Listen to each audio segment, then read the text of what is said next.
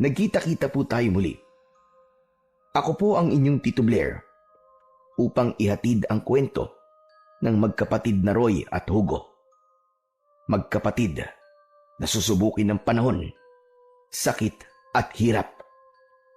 Makakayanan ba nila at mapagtatagumpayan ang isang bagay na dapat nilang tapusin? Yan ang ating aalamin sa kwentong ito. Simulan na po natin ang kwento. Ano ba naman yan, Hugo? Di pa tayo tapos sa mga pinapapanday ni Don Federico. Ano bang pinagagagawa mo dyan? Kasi kuya, gutom na po talaga ako eh. Kagabi pa kasi tayo hindi pinapakain. Mas lalo tayong di makakakain pag nahuli ka na nagpupuslit ng tinapay. Kuya Roy, pasensya na po ah. Di ko na po kasi talaga kaya eh. Kapag nagpapanday ako, nanlalambot ako. Halos hindi ko na nga mahawakan ng maayos yung maliit na maso eh. Sige na. Bilisan mo na dyan. Ubusin mo na yun. Tatakpan na lang kita para walang makakita sa'yo. Salamat kuya. Ikaw kuya, gusto mo ba? Hindi na. Ubusin mo na yan, Hugo. Ayos lang ako. Basta bilisan mo na lang. Baka biglang dumating si Don Federico eh. Wala pa tayong natatapos dito. Yari na naman tayo. Si Roy at Hugo, magkapatid na hindi pwedeng paghiwalayin. Ibinenta sila ng kanilang mga magulang sa isang mayamang mag-asawa sa baryo ng Fortuna. Nag-eedad si Roy ng 13 habang ang nakababatang kapatid naman niya ay 3 taon pa lamang ng mga panahon na yon. Dahil sa hirap ng buhay, napagpasyahan ng mga magulang nila na ibenta sila. Maagang namulat si Roy sa realidad. Kaya nang mapunta sila sa mayamang pamilya, ay natutunan niya na magtrabaho ng mabibigat, habang ang kapatid niya naman na bunso ay kailangan pang maggatas ng mga panahon na yon. Madalas ay hindi binibigay ang tamang bayad sa kanila sa tuwing araw ng kanilang sahod, dahil madalas na sinasabi ng mag-asawa ay tama lang na hindi sila bigyan ng malaking sahod dahil malaking halaga ang ibinayad nila sa mga magulang ng mga bata. Hanggang sa lumipas ang 8 taon, si Roy ay dinala na sa Pandayan. Doon siya ipinwesto ni Don Federico dahil sa angking lakas ni Roy pagdating sa pagbubuhat at pagmamaso, habang si Hugo naman ay doon na rin inilagay dahil hindi papayag si Roy na magkaiba sila ng trabahong gagawin. Alam kasi niya kung gaano kalupit ang iba nilang katrabaho, kaya mas gugustuhin na lamang niya na kasama ang kanyang kapatid sa pagpapanday. Bilisan mo na. Tapusin mo na yung kinakain mo, Hugo. Madami pa tayong tatapusin. Kuya, tapos na po. Wala ka bang iniwang bakas? Baka biglang hanapin ni Don Federico yung tinapay na kinain mo at may makita siyang bagay na makapagtuturo sa atin. Huwag ka mag-alala kuya. Yung supot ng tinapay, nilagay ko sa hindi nakikita. Siguraduhin mo ha, dahil ayoko na kapag nahuli ka, lalatiguin ka ni Don Federico. Basta wag mo nang uulitin sa susunod yun ha. Malilintikan talaga tayo kapag nalaman niya na tayo ang kumuha ng tinapay. Kung bakit naman kasi napakadamot niyang Don Federico na yan eh. Huwag ka na nga magsalita ng ganyan.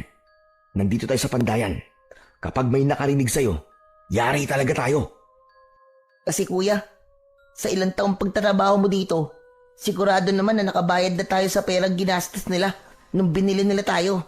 Sobra-sobra pa nga eh. Wala tayong magagawa, Hugo. Ganito talaga ang kapalaran natin.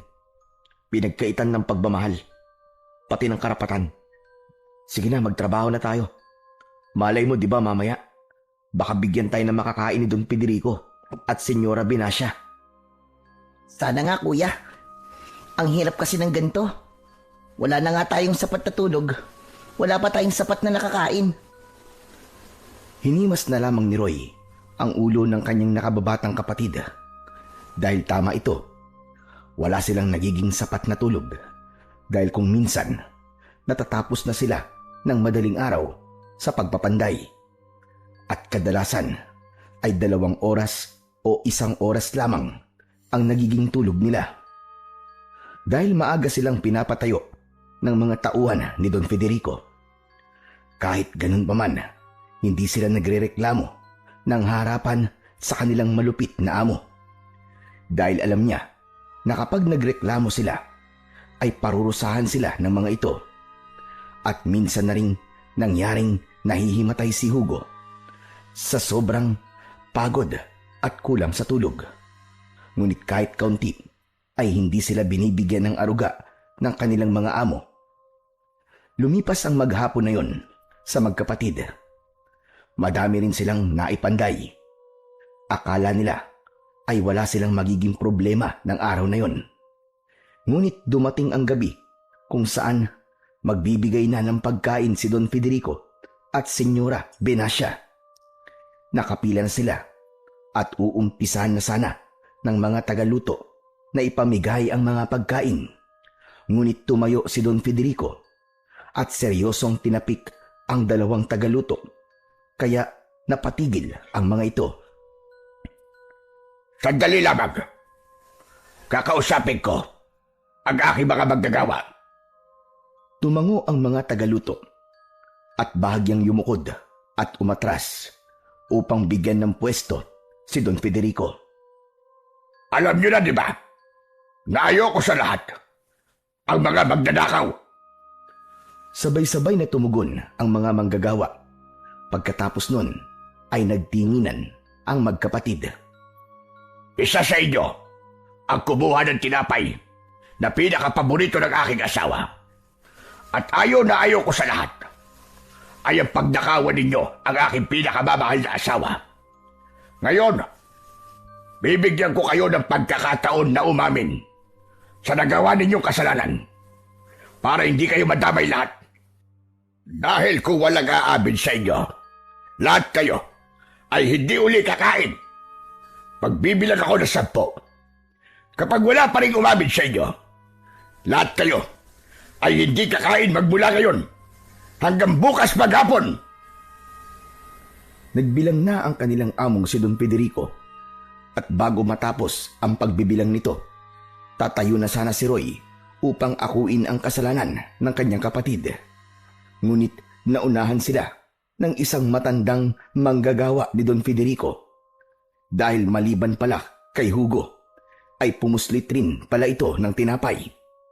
Kaya ang tangkang pagtayo ni Roy ay hindi niya na naituloy.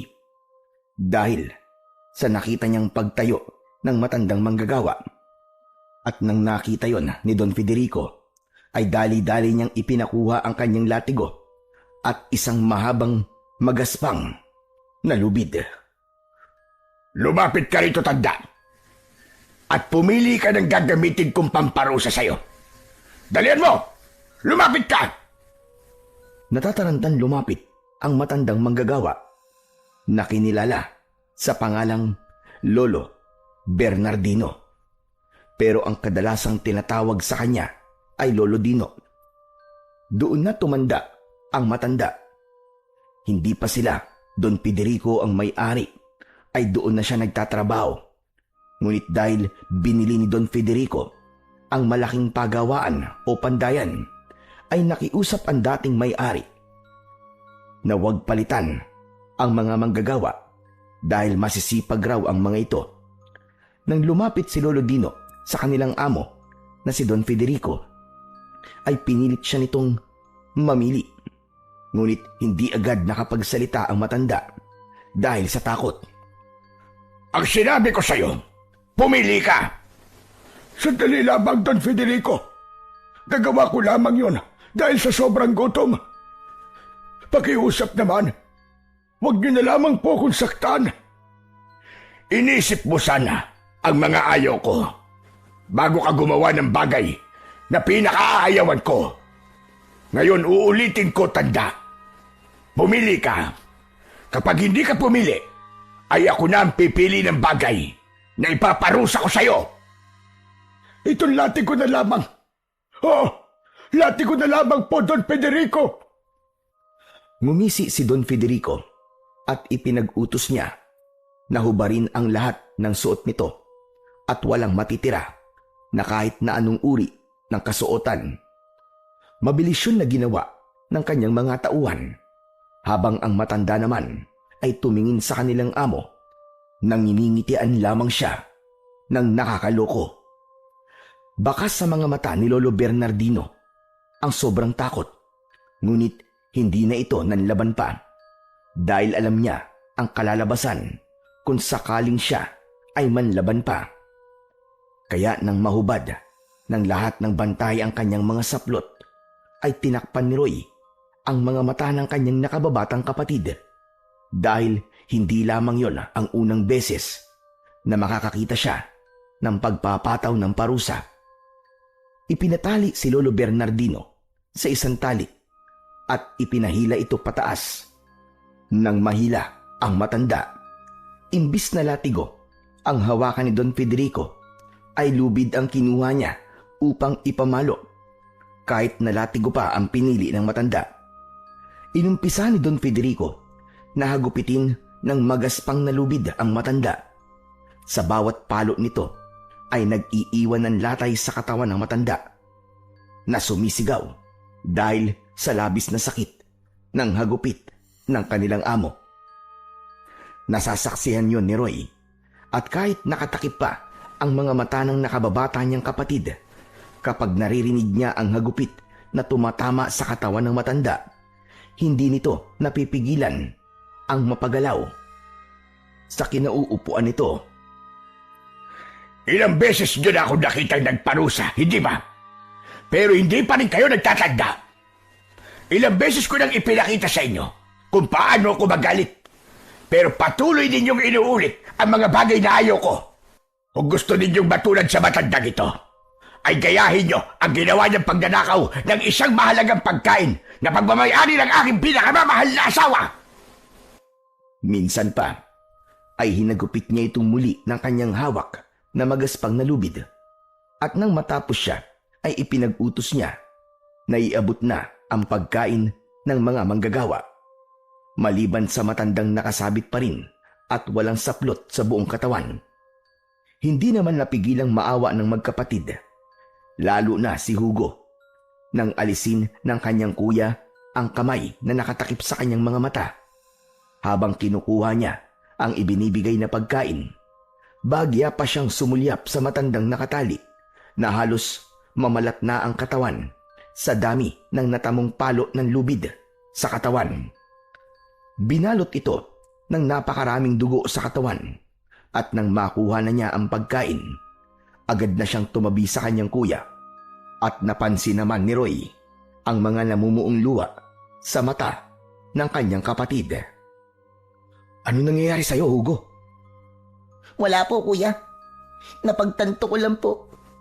Kung palang ikaw ang naunang tumayo kay Lolo Dino, baka ikaw ang nasa kalagayan niya ngayon. Tumigil ka na sa pag-iyak mo. Di naman na may babalik yun eh. Sana maging aral sa'yo ang nangyari kay Lolo Dino. Huwag mo nang uulitin yun kahit kailan ha. Nakita mo naman kung ano nangyari sa kanya, di ba? Opo, kuya. Hindi ko na po uulitin. Naaawa lang po kay Lolo Dino. Ang tandaan na po niya. Para maparusahan po ng ganun. Wala na tayong magagawa pa ron, Hugo. Dahil yun ang patakaran dito. Kuya, bakit parang di ka naaawa sa sinapit ni Lolo Dino? Naaawa ako, Hugo.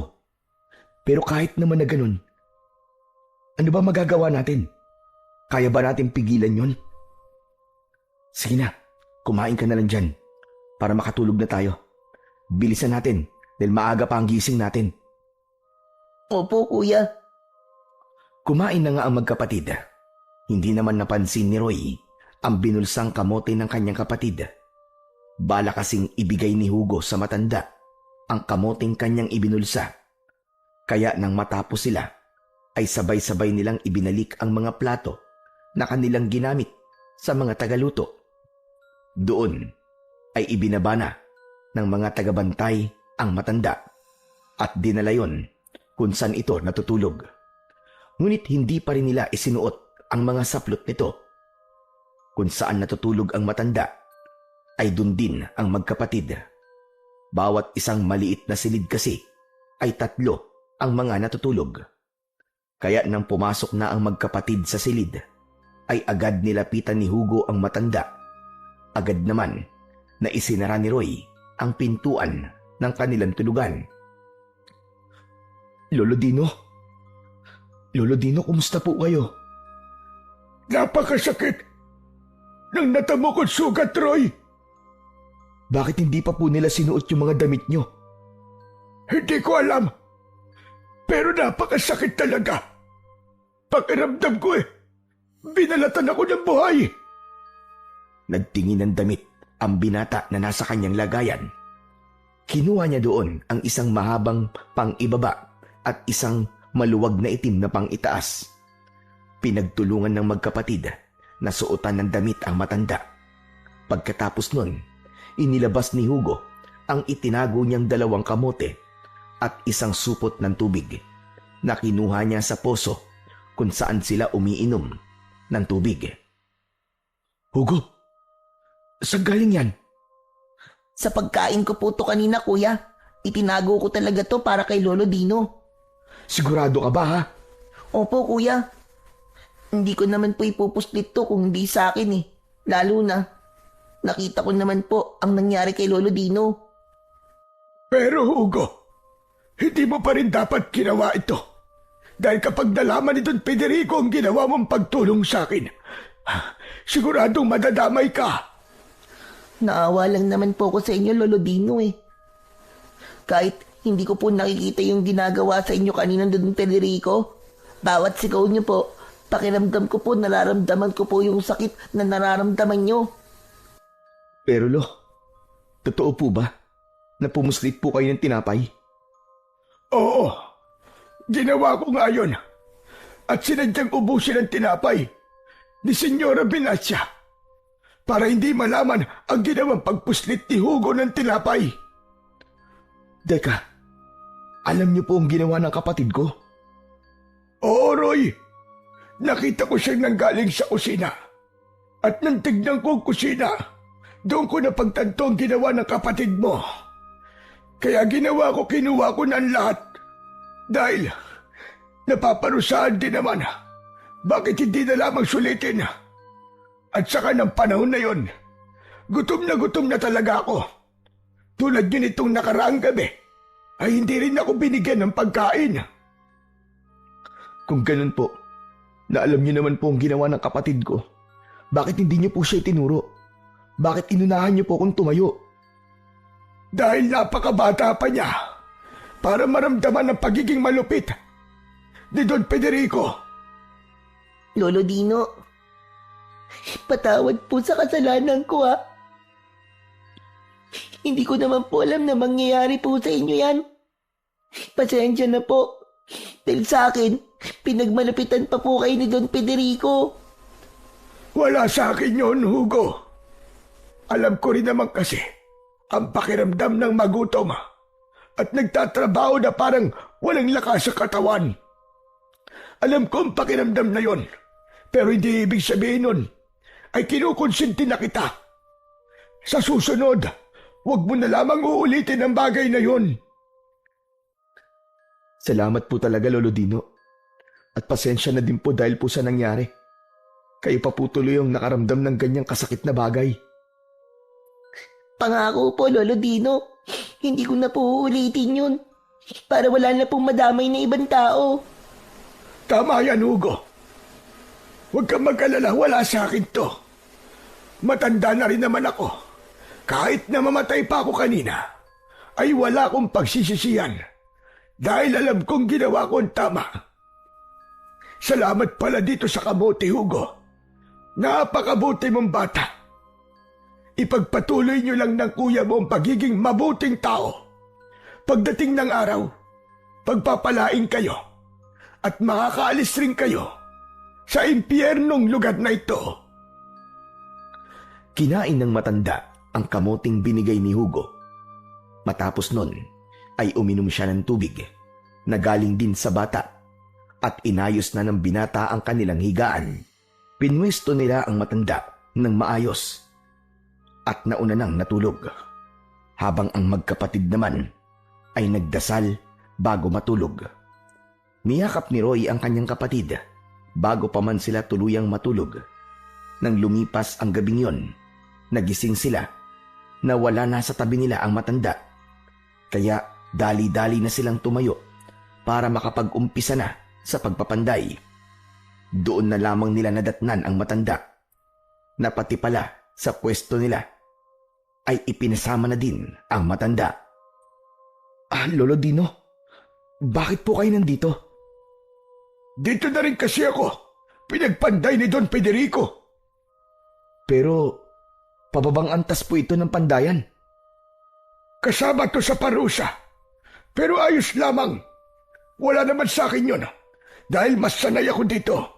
Mas sanay ako sa mano-manong pagpapanday. Pero ganito na lang po. Magpapanday kayo, pero di nyo po bubuhatin yung mga mabibigat po na bagay. Ako na pong bahala doon. Hindi na kailangan. Huwag mo akong maliitin, Roy. Nakikita mo lamang ako na ganito. Maputi na ang buhok at kulubot na ang balat. Pero malakas pa din ako sa inaakala mo. Pero Lolo Dino, hindi na po ba masakit ang katawan nyo? Ayos lang ako. Kaya sige na, mag-umpisa na tayo para marami tayong matapos. Siguradong mamayang gabi pa ang kain natin. Mas maganda na may gagawin tayo para hindi na lamang natin mapansin ng oras. Sige po, Lolo Dino. O siya, sige. Mag-uumpisa na din ako, Lolo Dino. Nginitian na lamang sila ng matanda. Pagkatapos nun, ay pumuesto na ang magkapatid. Ngunit habang nagpapanday sila, bagyang pinagmamasdan ni Roy ang matanda at masasabi niyang sanay na talaga ito sa kanyang trabaho. Maya-maya pa ay naghubad ng pang-itaas si Lolo Bernardino. Doon ay nanlaki ang mga mata nito dahil nakita niya ang kagabing halos mabalatan na balat nito dahil sa natamong hirap sa kanilang amo.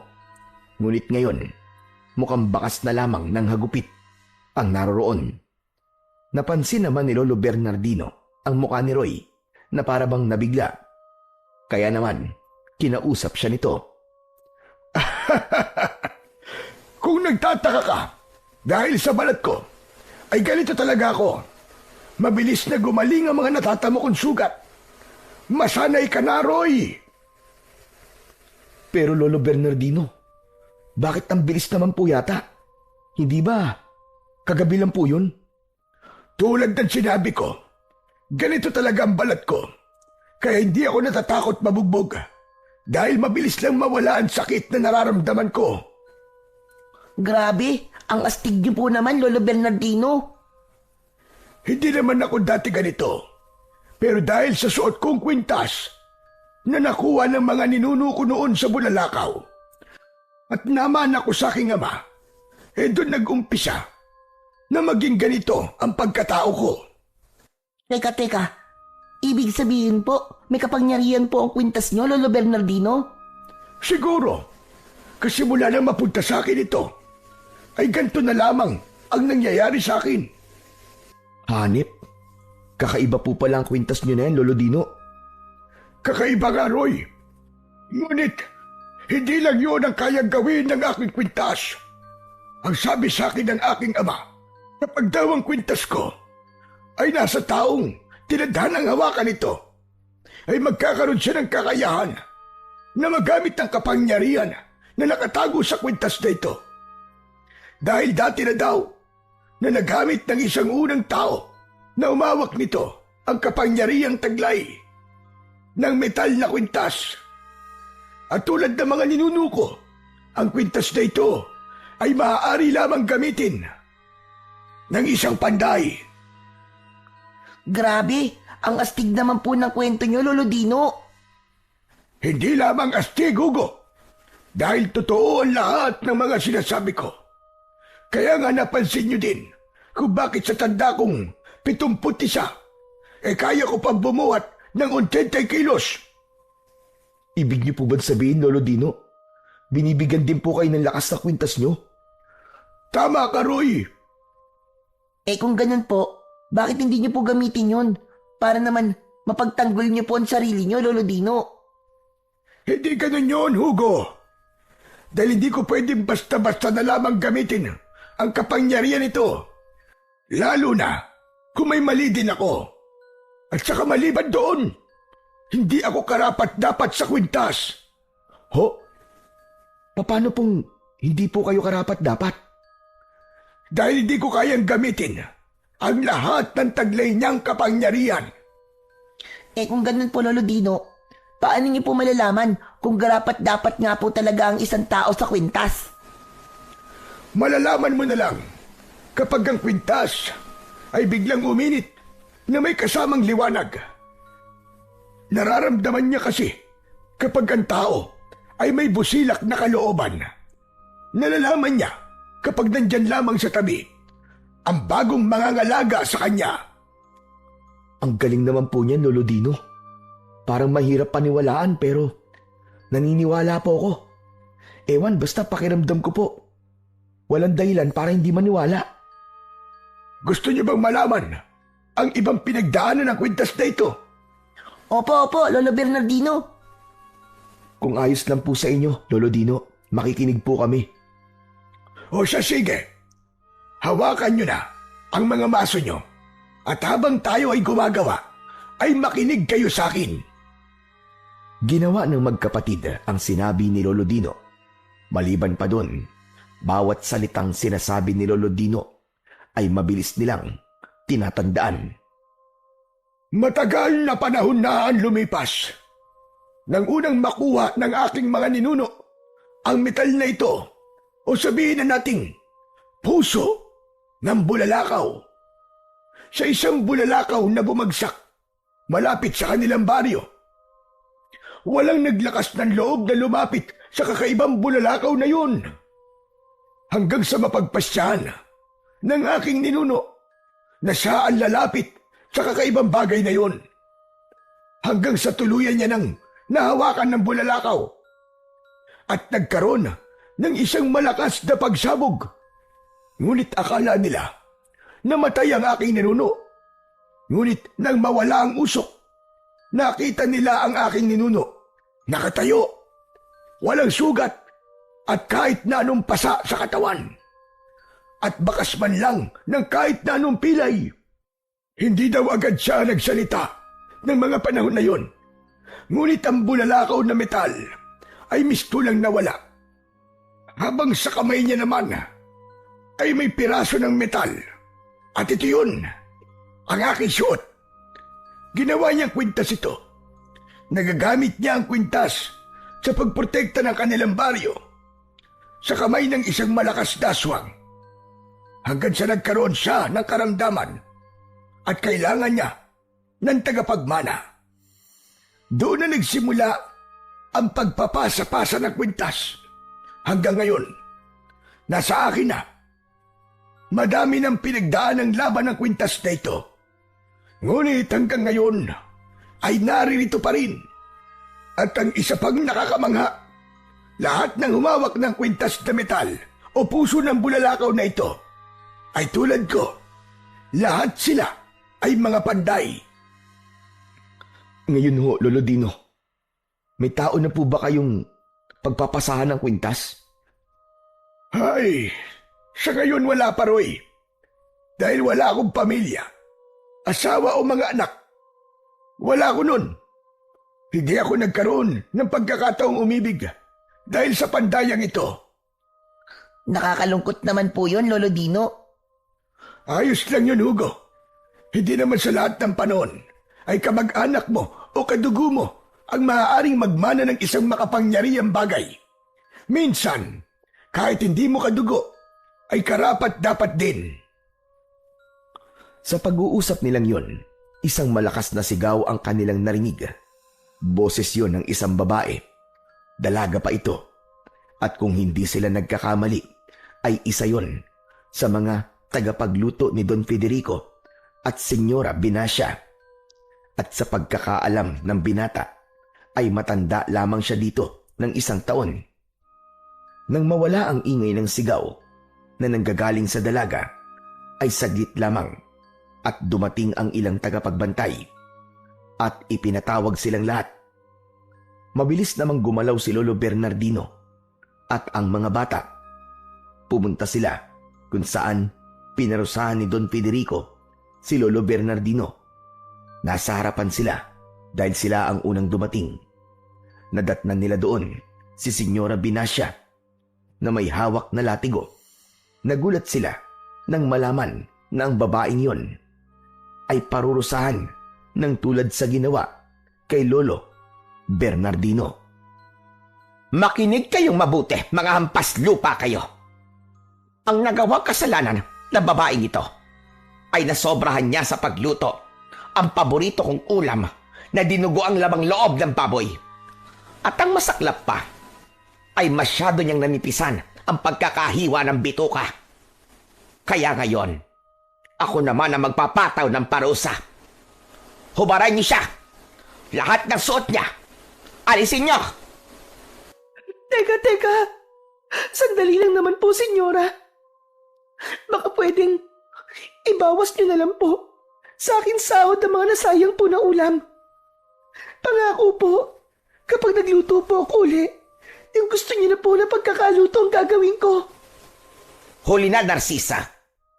Nawalan na ako ng gana para kumain. Kaya ngayon, ipaparamdam ko na lang sa iyo ang pagkadismaya na ginawa mo sa akin. Hubaran siya ngayon na at itali ang dalawang kamay at hilain pa'y taas. Huhubarin na sana ng mga bantay ang suot na saplot ng dalaga, ngunit hindi kayang makita yon ng binatang si Roy at agad siyang tumayo. Ngunit nakita yon ni Lolo Bernardino. Anong gagawin mo, Roy? Hindi ko po kaya masaksiyan to, Lolo Dino. Pero hindi mo dapat pakialaman ang bagay na yan. Dahil kung pakikialaman mo sila, siguradong pati ikaw ay mapaparusahan. Pero Lolo Dino, hindi po ito katulad ng nangyari sa inyo kahapon. Babae po siya. Dangal niya po ang mawawala. At dahil doon, nakuha ni Roy ang atensyon ng lahat. At ganoon na din ang nakaupong si Don Federico at ang malditang si Senyora Binacia. Bakit ka tumayo, Roy? Anong ibig sabihin mo sa pagtayo mo na yan? Senyora, ayon po sa batas na ipinatutupad niyo po sa buong gawaan, pwedeng akuin ng kung sino man ang isang parusa. Kaya senyora, inaako ko po ang parusa ng dalagang yan. Aba, gusto mo bang magpakabayani, ha, Roy? Oo, ginawa ng batas yon ni Federico. Pero hindi ako.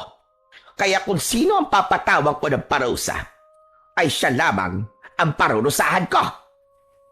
Don Federico, hindi po ako nagpapakabayani.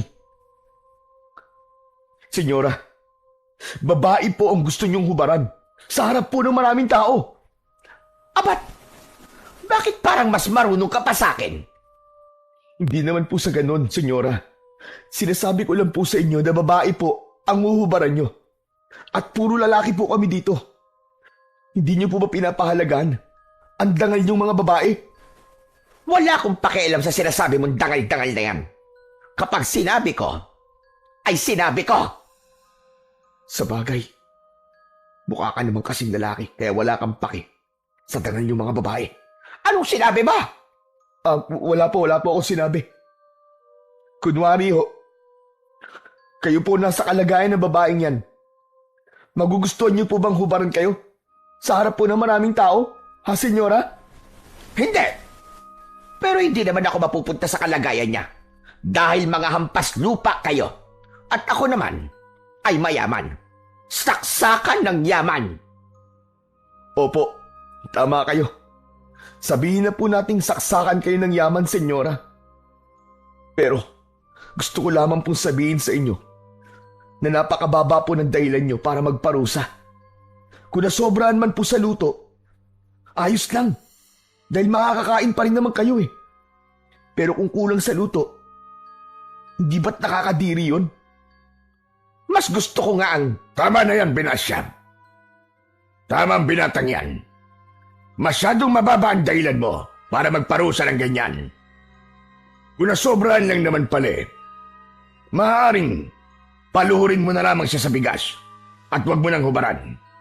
Dahil ang pag-uubad na parusa ay para lamang sa mga sumusuway sa aking utos.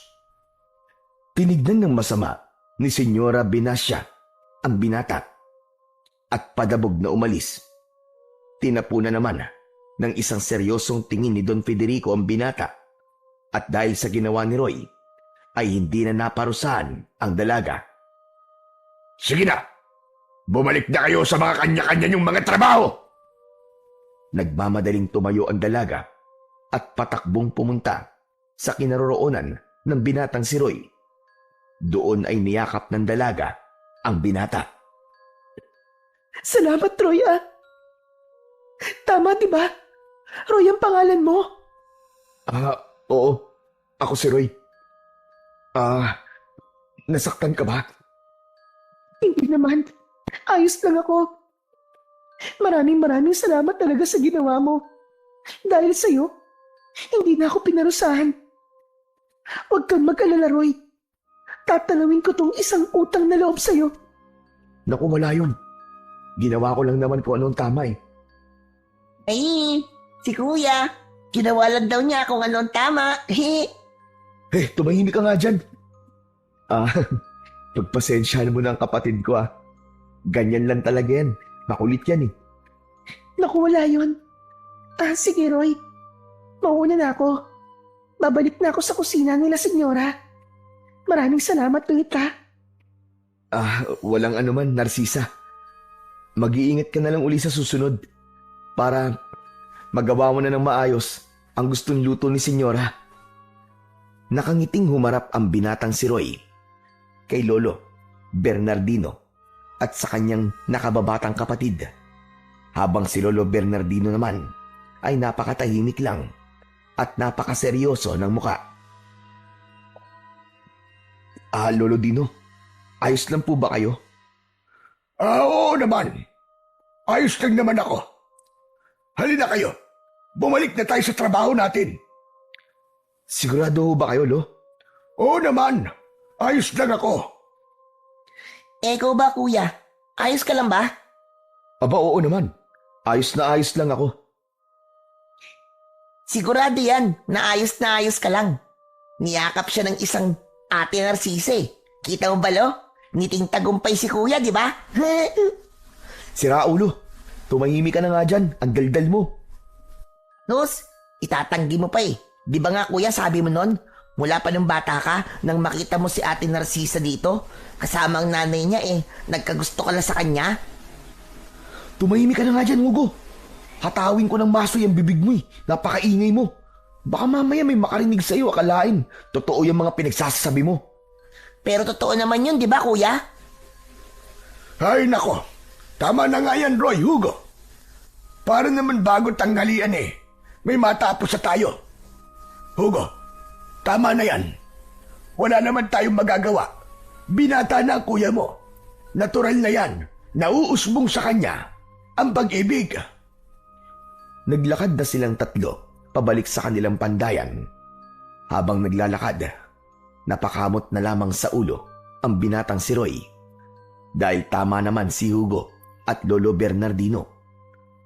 Dahil tulad ng sinabi ni Hugo, kahit noon pa man ay may gusto na talaga ang binatang si Roy sa dalaga. Ngunit dahil isa lamang siyang panday ng mag-asawang Don Federico at Senyora Benassia, ay hindi siya naglakas ng loob na pormahan ito. Kaya pagdating nila sa kanilang pwesto, ay tahimik silang tatlo sa pagbabanday hanggang sa dumating ang oras ng kanilang tanghalian. Ama ba ang nakikita ko, Kuya? Grabe, minsan lang mangyari to. Napaulamin tayo ng karne ng mag-asawa nating amo. Umayos ka na nga lamang sa pila mo, Hugo. Ang dami-dami mong napapansin. Teka, nasan pala si Lolo Dino? Oo nga no. Di ba kanina lang kasama natin siyang pumunta dito? Nako, saan naman kaya nagpunta yun si Lolo? Baka darating din yun maya-maya lang. Hindi nila nakita ang matanda hanggang sa matapos ang pila.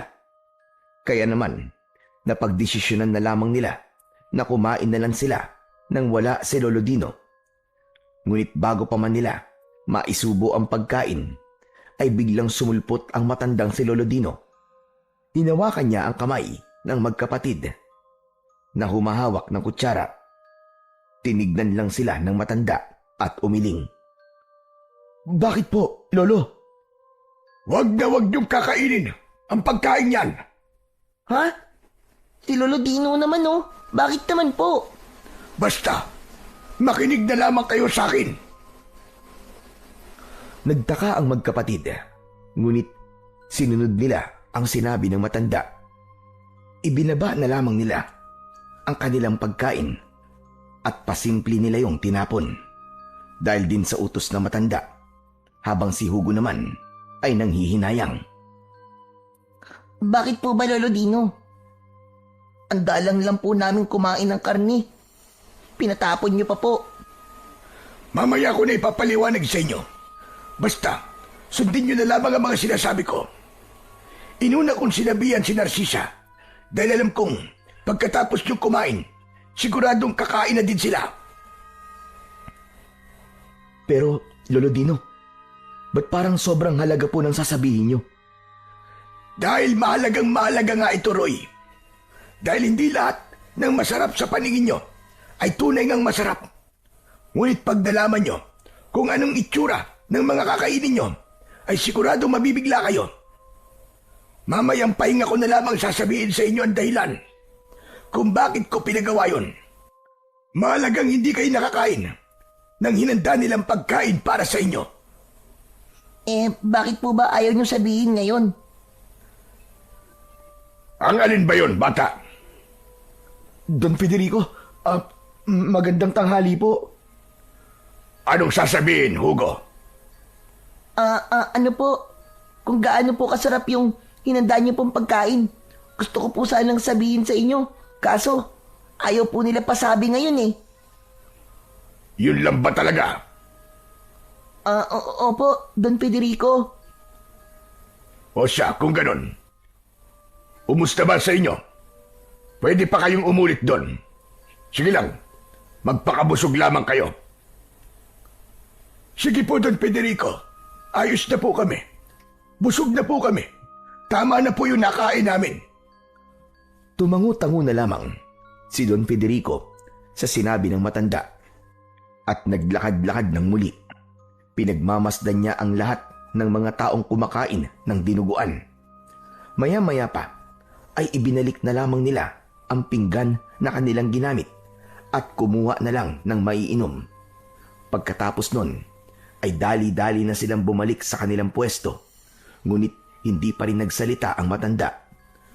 Ngunit pagsapit ng gabi, nang binibigay na ang kanilang hapunang tigdadalawang mais, ay agad na silang pumasok sa kanilang tulugan. Pagdating doon, seryosong tinignan ni Lolo Bernardino ang magkapatid. Di naman maintindihan ng magkapatid kung bakit gano'n na lamang ang kinikilos ng matanda. Kung kaya't umupo na lamang sila sa harap nito. Lolo Dino? Pasensya na. Malalim lang kasi ang iniisip ko. Bakit ayaw niyo pong kumain kami kanina? Hindi niyo ba nakikita ang hawak niyong dinuguan kanina? Hindi siya karne ng hayop. Ano pong ibig niyo sabihin, Lolo Dino? Kung hindi po karne ng hayop yun, ano po? Tao. Ang karne na sa pagkain ay tao. Lamang loob ng tao. Nang marinig yun, halos masuka-suka ang magkapatid. Tinignan nilang muli ang matanda, ngunit walang bakas ng pagbibiro sa kanyang muka. Lolo Dino, totoo po ba sila sabi niyo? Kanina, pinangihinayangan ko pa naman po. Pero, Lolo Dino, paano niyo pong nalamang tao yun? Dahil sa suot kong kwintas. Kanina pa lang, na napadaan ako sa kusina, nakita ko na hindi baboy ang kinakatay ng mga tagaluto. Ngunit dahil may nakalagay na itim na mahika, Hindi tao ang nasa kanilang paningin, kundi hayop. Hindi na lamang ako nagsalita dahil nandun si Senyora Binacia. Dahil alam kong magtataka siya kapag nalaman niyang nakikita ko ang bagay na akala nila ay naitatago nila sa lahat. Lolo Dino, teka lang po ah. Teka lang. Pwede niyo po bang sabihin sa amin ng diretso? Noon pa, alam ko nang hindi mga tao ang mga amo natin. Ngunit dahil iniiwasan ko ang gulo, hindi ko na lamang sinabi sa iba. Aswang ang mga amo natin. Isa silang uri ng aswang. Si Senyora Binacia ay isang bangkilan, habang si Don Federico naman ay hanagob. Napaka-imposible naman po na sinasabi niyo, Lolo Dino eh. Hindi naman totoo ang aswang, di ba? Panakot lang po yun sa mga bata eh. Kuya, may punto po si Lolo Dino. Tingnan niyo si Senyora Binacia. Kahit tao siya, mukha siyang aswang. Hoy Hugo, huwag mo nga gawing biro ang lahat. Hindi naman nakakatuwa ang mga pinagsasasabi mo eh. Nakakainis lang. Manahimik ka kung wala kang maayos na sasabihin. Sa bunganga mo lang eh, mapapahamak na tayo eh. Roy, totoo ang sinasabi ko. Pero kung ayaw mo maniwala, pwede naman na ikaw mismo ang tumuklas. Hindi naman kita pipigilan. Tuwing gabi, bumabalik sila sa kanilang anyo at kumakain sila sa hating gabi ng mga hilaw na laman ng tao o kaya dugo ng tao. Napapansin niyo ba na araw-araw may nawawalang tauhan pero may napapalit? Pero lahat sila hindi makapagsalita dahil bago sila dalhin dito, pinuputulan sila ng dila. At tungkol sa pagkain naman, Roy at Hugo, huwag kayo basta-basta kakain, lalo na kung karne. Dahil baka sa mga oras na ito, ang mga nakakain ng karne kanina ay nayanggaw na ni Don Federico. Nang matapos sabihin yun ng matanda, ay agad namang huminga ng malalim ang matanda at tumalikod sa kanila.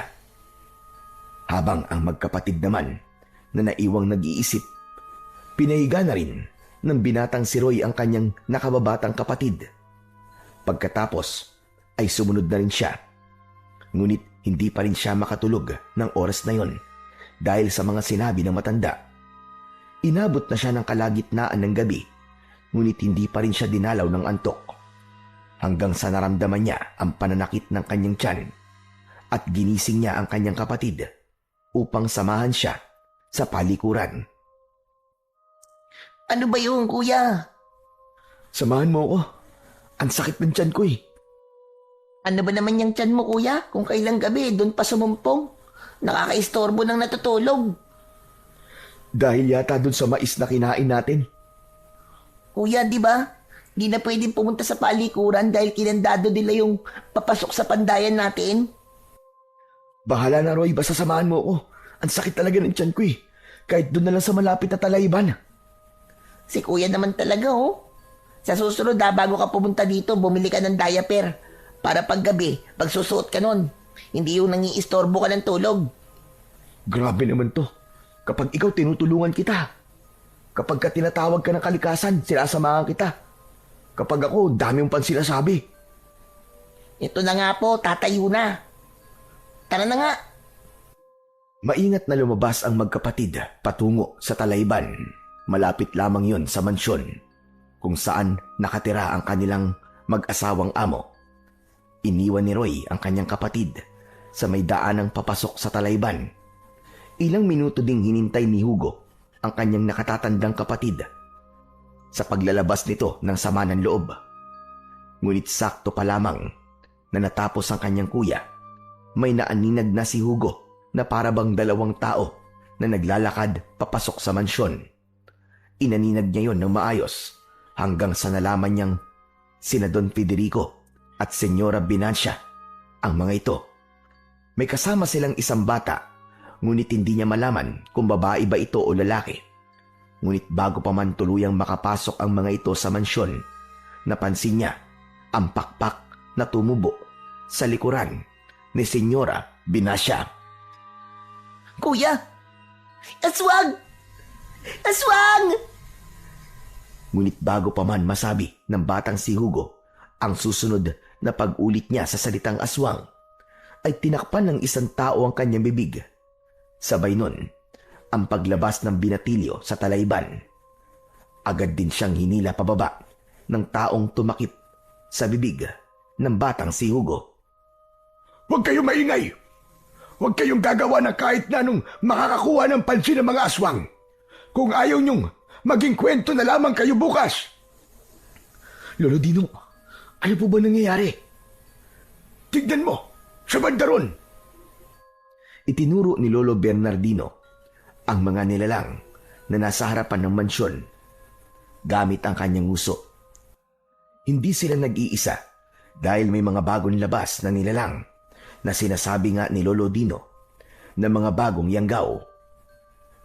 Kung kinain niyo ang pagkain na hinanda nila kanina, baka isa na rin kayo sa mga yanggaw at kasama nila kayong pinagpipiestan ang kawawang batang yun. Lolo Dino, totoo po ba mga nakikita ko? O nananaginip lang po ko? Lolo Dino, ngayon po naniniwala na po ako sa mga sinasabi niyo. Diyos ko, may nabubuhay pala talagang impakto o impakta sa mundo. Tapos, mga amo pa natin. Pag natapos sila sa mga ginagawa nila, dapat tayong makabalik sa tulugan dahil sigurado mag-iikot ang mga yan at lalabas ng baryo ng Fortuna at maghanap ng mabibiktima. Parang ahas ang mga bagong nayanggaw, matatapang at siguradong gutom sila sa laman ng mga tao. Nang makita nila na naghiwa-hiwalay na ang mga nilalang, ay agad na silang naglakad pabalik sa kanilang tulugan. Pagdating doon, huminga ng malalim ang batang si Hugo, habang ang binata naman ay nanlalaki pa rin ang mga mata. Lolo Dino, tama ka, may aswang nga. Mga aswang nga, sila Don Federico at Senyora Binasya. Kuya, umalis na tayo dito. Ayoko na dito. Hindi ganun kadali yun, Hugo. Dahil kahit makaalis kayo rito, siguradong ipapahanap nila kayo. At kahit sabihin nyo na magpapakalayo-layo kayo, hindi rin yung pwede. Dahil hindi sila titigil hanggat hindi kayo maging isa sa kanilang mga biktima. Pero ano pong madaling paraan para po makatakas sa kanila? Kapag sila ay namatay, ngunit kung hihintayin nyo pa silang mamatay, ay mauuna pa kayo sa kanila.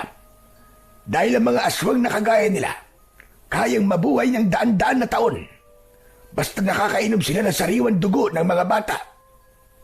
Ibig niyo po bang sabihin, hindi sila mamamatay kung walang papatay sa kanila? Diyos ko, paano naman po natin mapapatay yun? Itsura pa lang po nila ay nakakasindak na talaga. Huwag kayong mainip, mga iyo. Paparating na rin ang oras ng bagong tagapagmana ng aking kwintas. Nang sabihin ni Lolo Dino yun, doon ay tinignan niya ang binatang si Roy at mabagal na lumingon sa nakababatang kapatid ni Roy. Teka, ano po bang tingin niyan, Lolo Dino? Wala. Huwag niyo na lamang pansinin yun. Pero gusto kong iparating sa inyo na dalawa ang pinipili ng kwintas upang magpanday sa kanya. Nararamdaman ko ang isang init ng pagpili at doon ko nalaman na dalawa ang papanday sa aking kwintas na metal o puso ng bulalakaw. Pero Lolo Dino, paano pong papanday niyan? Hindi po ba molly ang ginagamit at pinapanday? Hindi mo pa rin talaga naiintindihan, Hugo. Dahil ang kwintas na ito ay iba sa lahat. O siya, sige na.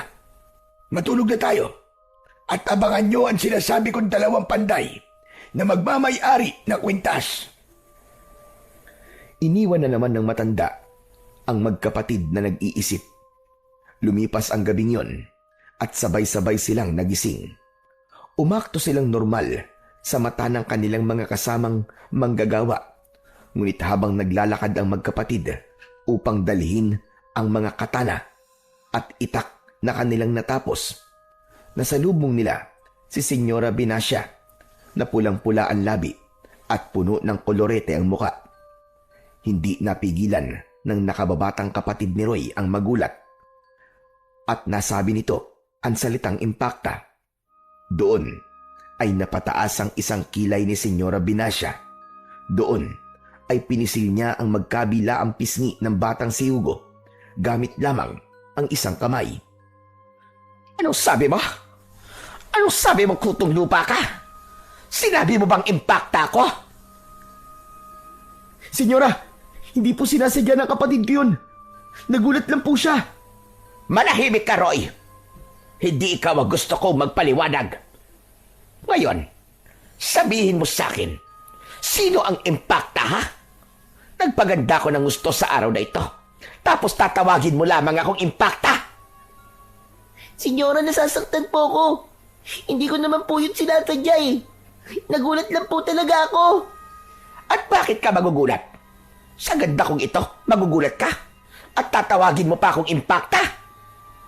Senyora, huwag naman pong ganyan. Sinabi ko manahimik ka. Mga bantay, hawakan niyo ang lalaking ito. At ikaw na kutong lupa ka. Halika rito. Patitikimin kita ng masarap na almusal. Habang hawak ng mga bantay ang binata na si Roy, ay tsaka naman hinila ni Senyora Binacia ang tenga ng batang si Hugo, dahilan upang mabitiwan ng bata ang mga bitbit niyang itak at katana. Dinala niya ang bata sa isang malaking balde na punong-puno ng maraming tubig. Doon ay inilublob niya ng paulit-ulit ang bata. Senyora! Senyora, tama na po! Ako na lang po, wag na po ang kapatid ko, senyora! Ngunit hindi nakinig ang kanilang among si Senyora Binacia. Itinuloy lamang niya ang paglublob sa kaawa-awang bata. At dahil hindi mapigilan ni Roy ang pag-aalala sa kapatid, ay pinilit niyang makatakas sa pagkakahawak ng mga bantay habang pinapanood sila ng mga katulad nilang manggagawa. Hindi naman makapanglaban ang batang si Hugo dahil sa lakas ng puwersa ng pagkakahawak ni Senyora Binacia sa kanyang ulo at braso. Maya-maya pa, tuluyan nang nakawala si Roy sa pagkakahawak ng mga bantay at tumakbo ito upang sagipin ang kapatid na nahihirapan na sa paghinga. Lakas loob ng binata na tinulak ang senyora at napaupo ito sa mabaton lupa. Sabay yakap nito sa kapatid niyang nawalan na ng malay dahil sa ginawang paglublob ni Senyora Binacia. Hugo! Hugo, gumising ka! Pakiusap, kapatid ko, gumising ka! Hugo!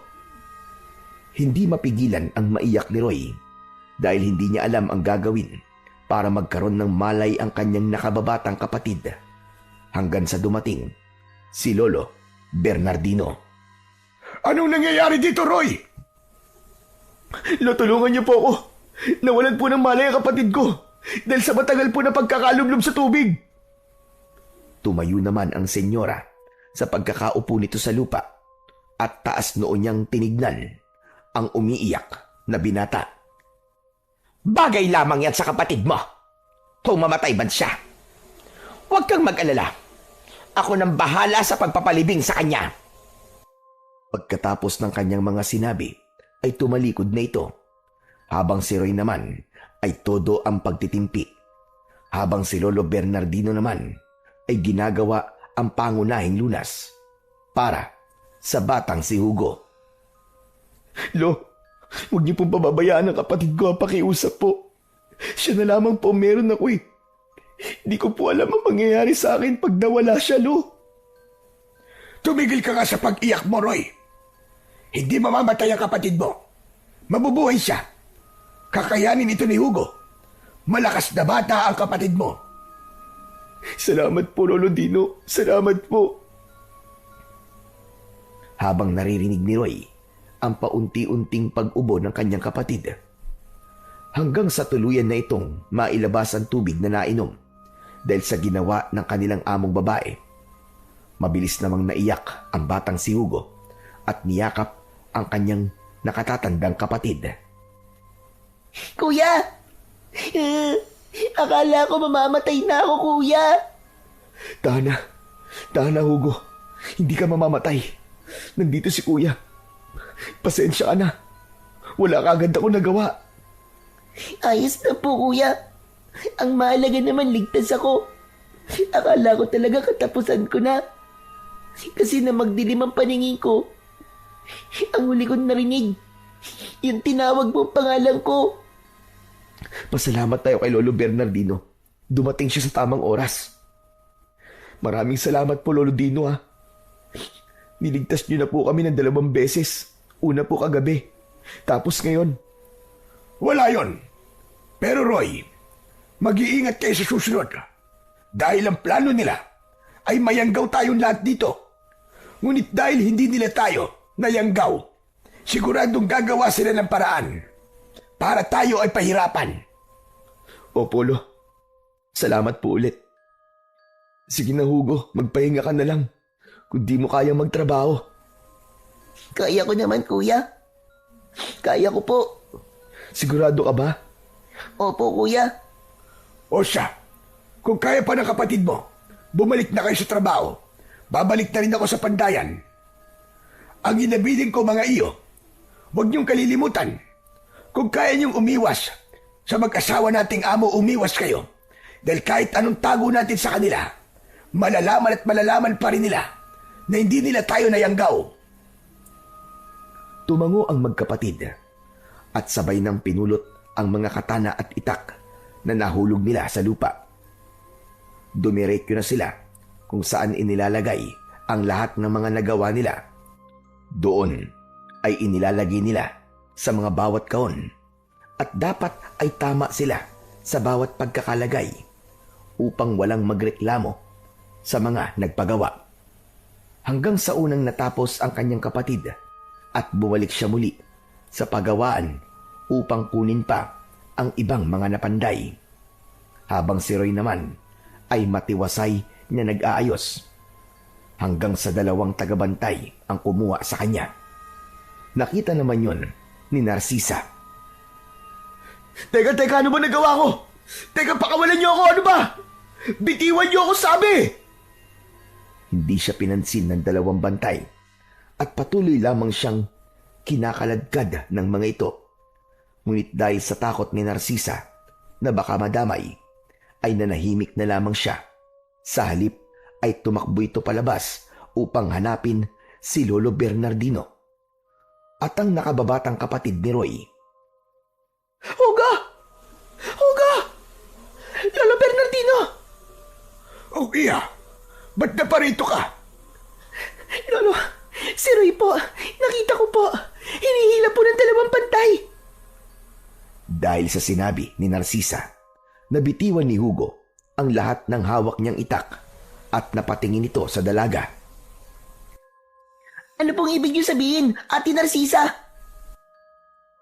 Hindi ko din alam kung ano nangyari. Basta nakita ko silang lumabas kung saan inilalagay yung mga bagong panday na itak at katana. Kinakalagkad nila si Roy. Umipiglas naman siya. Ngunit tahimik lang ang mga bantay. Kilala ko ang mga bantay na yon. Sila yung mga tagatali na mga pinaparusahan. Teka ate, nagbibiro ka ba? Kakaiwan ko lang kay kuya. Hindi ako nagbibiro, Hugo. Ano ka ba? Talagang nakita ng 2 mata ko. Baka nasa pangalip na ang kuya mo. Hindi ito maaari, Narcisa. Siguradong pahihirapan nila ng gusto si Roy. Halika kayo, magmadali tayo. Tumakbo ang 3 at mabilis na lumabas. Magtutungo sana sila kung saan pinarurusahan ni Don Federico ang lahat ng mga sumusuway sa kanyang mga utos. Ngunit paglabas nila, nasa harap lamang ng mansyon ang parurusahang si Roy. Iba ang pamamaraan ng pagpaparusa sa binata. Nakita nila na itinali ang binata sa isang malapad na papag. Paa at kamay ay nakatali. Habang si Don Federico naman ay may hawak na martilyo at ang asawa naman nito ay nakaupo sa may hagdanan ng mansyon at pinapaypayan ng dalawang babae. Don Federico! Ano po ba nagawa akong masama? Bakit niyo po kailangan gawin sa akin to? Nakalimutan mo na ba? Gusto mo bang ipaalala ko sa'yo? Sige, pagbibigyan kita. Ipinalo ni Don Federico ang martilyo sa kaliwang kamay ni Roy. Doon sinasabi niya ang ginawa ng binata. Doon napagtanto ni Roy ang nagawa pala niyang kasalanan ay yung pagtulak niya sa kanyang babaeng amo. Ngunit kahit tapos na si Don Federico sa pagsasalita, ay tuloy-tuloy pa rin ito na pinapalo ng martilyo ang kamay ng binata. Sabay nun ang pag-iyak ng batang si Hugo na pinipigilan naman ni Lolo Bernardino dahil sa kagustuhan nitong lumapit sa kanyang kuya. Tama na po, Don Federico! Maawa na po kayo sa kuya ko. Tama na po!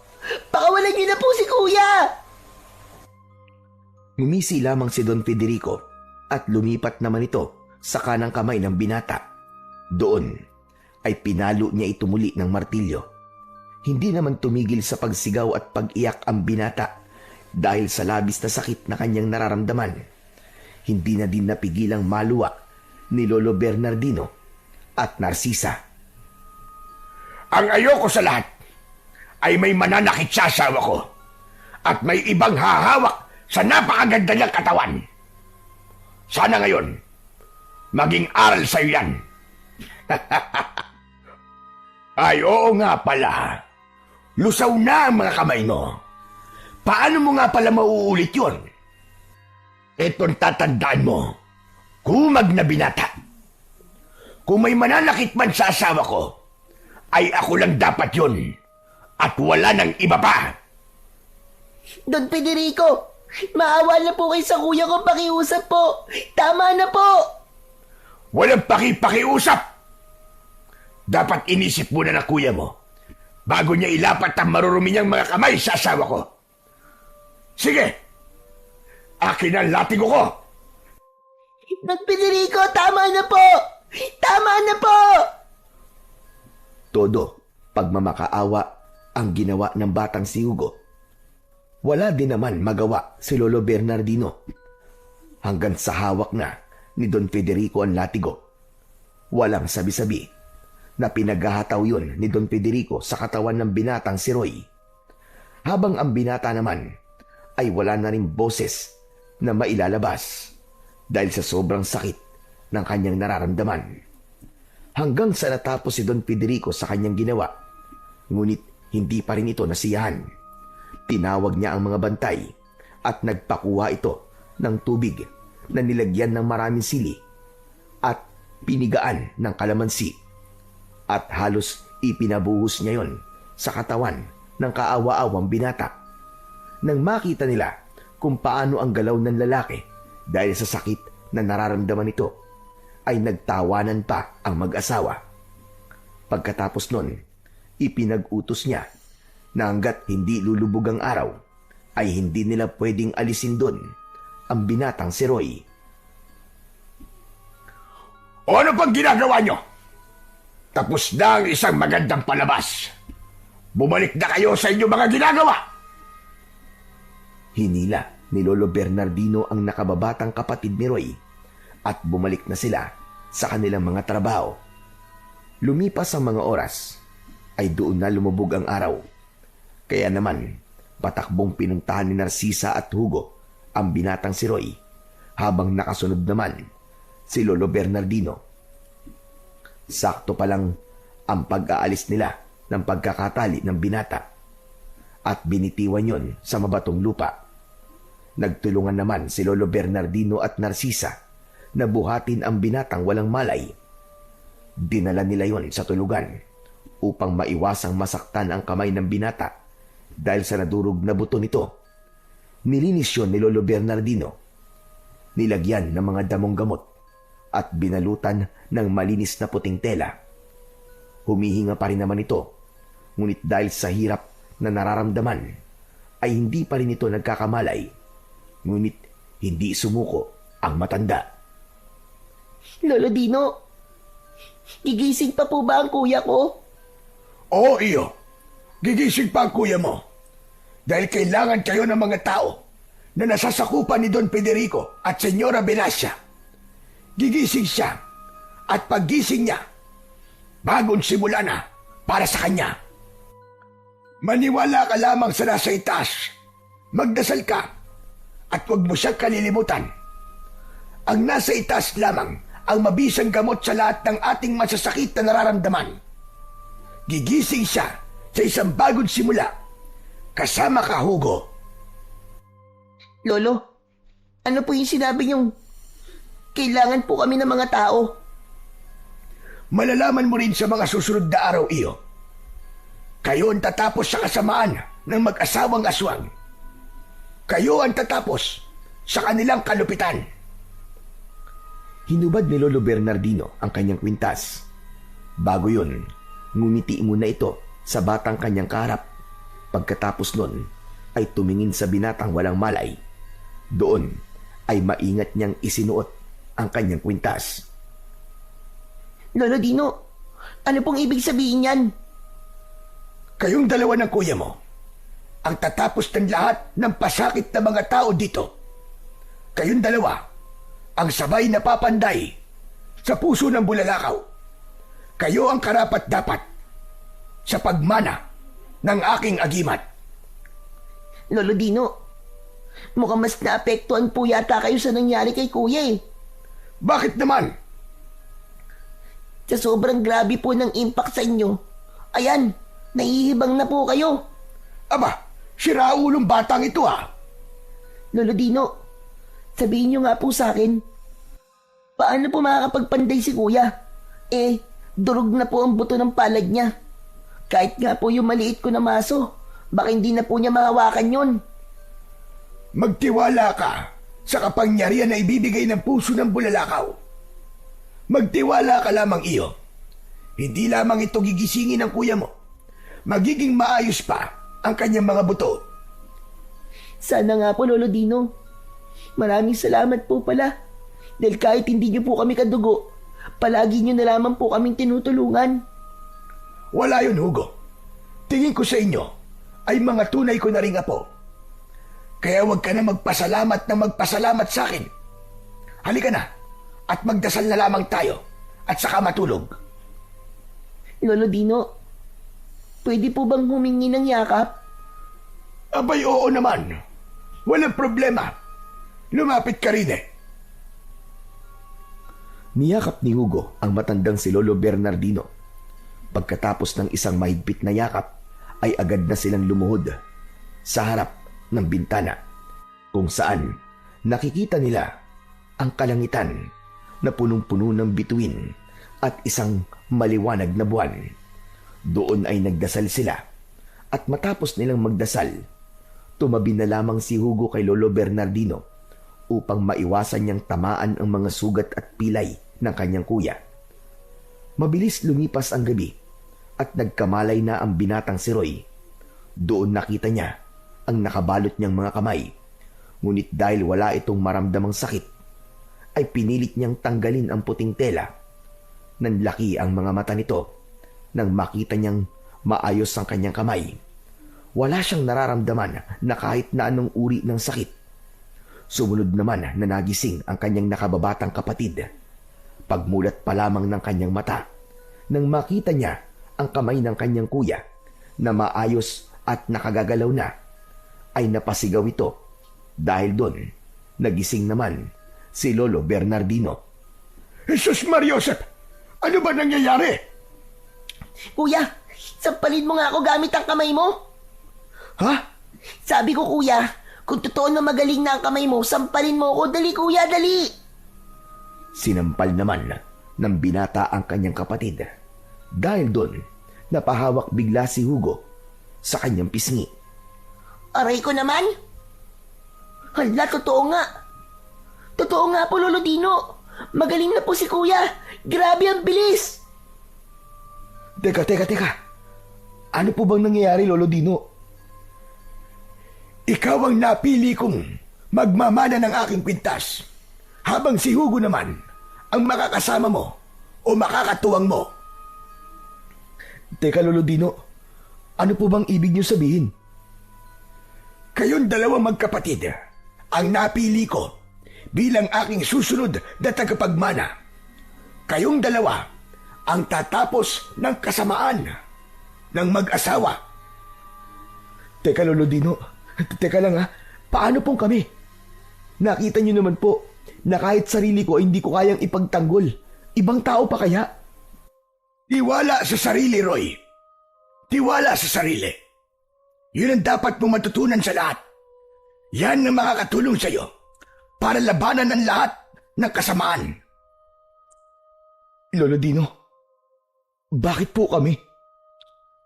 Nadiskubre ko na kayong magkapatid ang matagal ko nang hinahanap para sa mana.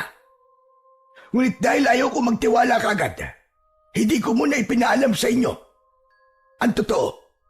Ngunit nang ipagtanggol mo si Narcisa at napigilan mo ang pagpaparusa, nag-init ang aking kwintas. At nang magsalita naman sa tabi ko ang iyong kapatid, umilaw ito. Kaya nalaman ko na talagang kayong magkapatid na panday ang siyang kailangan ng mga tao para makawala ang mga tao sa kadena ng kasamaan na itinali ng mag-asawang aswang. Tumahimik ang magkapatid at mabilis na lang na tumayo at inalis lahat ang mga tela na nakatali pa sa isa nitong kamay. Pagkaalis nun ay sabay silang tatlo na bumalik sa pandayan. Hindi naman napigilan ng mga tao na hindi tignan ang binata dahil sa pagtataka. Ang lalaking pinalo ng ilang beses ng martilyo sa kamay ay nakatayo na para bang walang nangyari. Mabilis yun na nakarating sa kanilang among lalaki. Kaya naman, dali-dali niyang sinuri si Roy. Napakakunat din pala ng mga buto mo. Grabe! Kahapon lamang, alam kong durug-durug na ang iyong mga buto. Pero ngayon, biglang naging maayos na. May sapusa ka ba? Hindi sumagot ang binata sa sinabing yun ng kanyang amo. Sa halip ay gumawa siya ng eksena sa kanyang isipan na binubugbog niya ito at pinahiga sa nagbabagang apoy. Nang matapos ang mga sinasabi ng kanyang amo, ay iniwan na rin siya nito.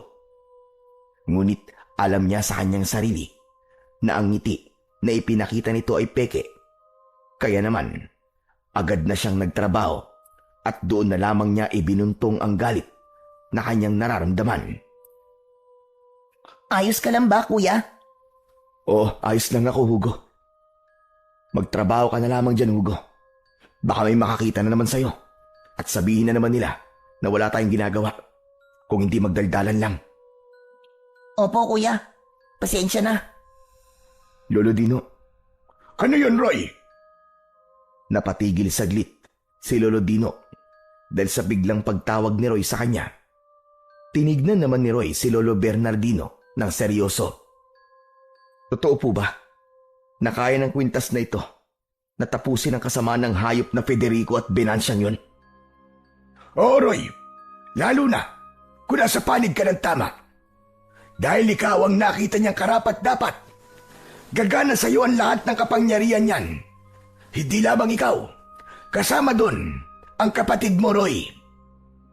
Hindi po ba pwedeng ako na lang po? Hindi pwede iyo. Dahil dalawa kayong pinili ng puso ng bulalakaw. Kung ganun, Lolo Dino, paano po gagana ang kapangyarihan nito? Sa ilalim ng sikat ng buwan, kailangan yung pandayin yan ng sabay at iisa ang hawak na maso at gawin yung isang matalim na bagay. At sa oras na gagamitin nyo na siya, lalabas ang kapangyarihan na meron yan. Kakaibang lakas ang kayang ibigay ng kwintas. At isang bagay pa, kahit na anumang uri ng sugat ang inyong mata mo, sa oras ng inyong pakikipaglaban, ay agad itong maghihilom. Magkakaroon din kayo ng kakayahang kumilos ng malakidlat. At magkakaroon din kayo ng mabilis at matalas na pag-iisip. Lolo Dino, paano naman po namin mapapanday yan? Hindi po ba isinasara ang tarangkahan ng pagawaan at pandayan? Walang problema sa bagay na yun, Hugo. Dahil sagad na sa butong kalupitan nila. Hindi na ako natatakot na sumuway sa kanilang mga patakaran. Dahil sa ginawa niya sa akin, ang pinakamasakit na parusa na kailanman ay hindi mararamdaman ng iba. Mamayang gabi, pagbilog ng buwan, pupuslit tayo at magpapaiwan sa loob ng pandayan. Pero kuya, may isa pang problema. Hindi ba may mga nag-iikot na bantay sa gabi? Walang problema sa bagay na yun, Hugo. Ako na ang bahala pagdating sa bagay na yun. Madali lamang solusyonan ang isang kaganapang yun. Basta teto at tatandaan nyo, Hugo, Roy. Kailangan nyo mapanday ang puso ng bulalakaw hanggang sa maging maliit na matulis na patalim yan. Huwag ho kayong mag-alala, Lolo Dino. Gagawin po namin ang lahat na makakaya namin. Tatapusin na po namin ang kasamaan ng mag-asawang yon. At wala nang katulad natin ang masasaktan pa sa latigo, lubid at martilyo. Dahil ako na ang huling masasaktan ng kanilang mga gamit pamparusa. Dahil oras naman nila para matikman ang kanilang parusa. Dahil sa pagdadamot nilang iparanas sa atin ang kalayaan. Itatatak ko sa bato yun, Lolo Dino. Hindi matatapos ang gabi hanggang bukas nang hindi sila mamamatay sa kamay ko. Tatapusin ko ng dapat na matagal ko nang inumpisahan. Tutulugan kita kuya. Para maranasan naman natin ang makapagpahinga at makakain ng hindi natin iisipin kung ang pagkain ba ay makakasama sa atin o hindi. Naniniwala ako sa inyo magkapatid dahil nasisiguro kong hinding-hindi magkakamali ang puso ng bulalakaw sa pagpili sa inyo. Nagtinginan at nagtanguan ang magkapatid. Kaya naman, bumalik na sila sa kanilang pagtatrabaho. Mabilis nilang kinuha ang kanilang pagkain. Kung ito man ay karne, ay itinapon nila ito. Kung mais o kamote naman, ay itinatabi nila. Hanggang sa parating na ang paglubog ng araw. Nakasalubong ng binatang si Roy, ang dalagang si Narcisa. Roy, O Narcisa, ikaw pala. ayos ka na ba? Kumusta na mga kamay mo? Ayos naman na ang kamay ko. Nagagamit ko na nga sa pagpapanday. Talaga ba? Patingin niya ako. Maingat na kinuha ni Marisa ang dalawang kamay ni Roy. Ganun na lamang ang panlalaki ng kanyang mga mata nang makita niyang wala ng bakas ng kahit na anong sugat ang kamay ng binata. Teka, napaka-imposible naman yata nang nakikita ko, Roy. Kahapon lang nangyari sa'yo yun, di ba? Teka, umamin ka nga. Tao ka ba talaga? Pambira. Ano namang klaseng tanong yan, Narcisa? Oo naman, tao ko, no? Pero may tatapusin akong hindi tao. Roy, anong ibig mong sabihin? Wala lang. Basta, bilang na yung araw at magiging malaya na tayong lahat. Sige. Mauna na ako, Narcisa. Palubog na ang araw magpahinga ka na. Pupunta na rin ako sa tulugan. Nginitian na lamang ni Narcisa ang binatang si Roy. Dahil sa mga sinabi nito, napansin niya na para bang nawala ang pagiging masiyahing tao ng binatang si Roy. Ngunit hindi na lamang niya pinansin yun. Dahil alam niya, kahit hindi sabihin ng binata, nararamdaman pa rin ito ang sakit na sinapit niya ng nagdaang araw. Habang sa kabilang panig naman ay nagtatalo ang mag-asawa. Dahil hanggang ngayon ay hindi pa rin makuha ni Don Federico ang gusto niya. Dahil gusto niya gamitin ang binata para sa mga pagpatay at gawin itong tulad nila. Anong nangyayari, Binasya? Bakit hanggang ngayon ay hindi ko pa rin makuha ang gusto ko sa binatang yon? At isa pa, ang ipinagtataka ko, paanong gano'n na lamang kabilis ang paggaling ng binatang yon? Napaka-imposible talaga ng bagay na yon. Dahil isipin mo, kahapon ko lamang ginawa yon sa kanya. Halos durug-durug na ang kaliwat kanang kamay niya. Pero bakit ngayon Maayos na siyang nakakahawak ng mga ginagamit niya sa pagpapanday. Paano nangyari yun? Teka lang naman, Federico. Para namang sinisisi mo pa ako sa kapalpakan mong ginawa. Kung hinayaan mo na sanang bugbugin yung tagaluto, mas mapapadali tayo dahil gagawin natin siya bangkilan. Ilang beses ko man sasabihin sa iyo, Binasya? Kapag sinabi ko ay sinabi ko. Ayoko nang papalitan mo ang mga kagustuhan ko. Naiintindihan mo ba? Oo na, sige na, tama ka na. Ay nako, hindi ko maalam. Bakit sa dinami-dami ng uri ng mga aswang, bakit ba sa isang hanagom pa ako bumagsak? Ay nako, nakakaloka. Nakaka-stress. E di maghanap ka ng ibang asawa. Yun nga lang, kapag nakamit ko na ang lahat ng mga pinaplano ko nang hindi kita kasama, siguradong gagapang ka. Pabalik sa akin. Tandaan mo yan! Tumalikod na lamang si Senyora Binasya. Ganun rin ang ginawa ni Don Federico. Hindi naman nila alam na habang sila ay namamahinga, nang maisara na ng mga tagabantay ang tarangkahan, ay doon naman lumabas ang magkapatid sa kanilang pinagtataguan. Nagubad ng damit pang itaas ang binata at doon na lumitaw ang makisig nitong pangangatawan. Masasabing maigit 20 anyos pa lamang ito, ngunit dahil sa maagang namulat sa katotohanan, ay maagang napuwersa ang kanyang katawan, dahilan upang mamuo dito ang pagiging bato-bato ng kanyang katawan. Wow, kuya! Ang ganda pala ng katawan mo! Huwag mo na nga akong bulahin. Hawakan mo na ang maliit mong maso. Pag nailawan na ang kinaroroonan ng kwintas na to, uumpisa na natin ang pagpapanday. Okay, kuya. Masusunod po. Habang nakaabang ang magkapatid sa liwanag na ibibigay ng buwan, habang hinihintay nila, ay nakatingin sila sa itaas kung saan dadaan ang sikat ng buwan, hanggang sa nag-umpisa na ang paggapang ng liwanag at sumakto yun kung saan binitiwan ng binata ang kwintas. Sabay nilang ginawa ang sinabi ng matanda. At bawat palo nila sa bagay ay kumikislap yun na parabang kulay ng buwan. Tumagal ang kanilang ginagawa hanggang sa paunti-unti nang nawawala ang liwanag ng buwan at nakikita na rin nila ang resulta na gusto nilang makamit sa bagay na kanilang pinapanday.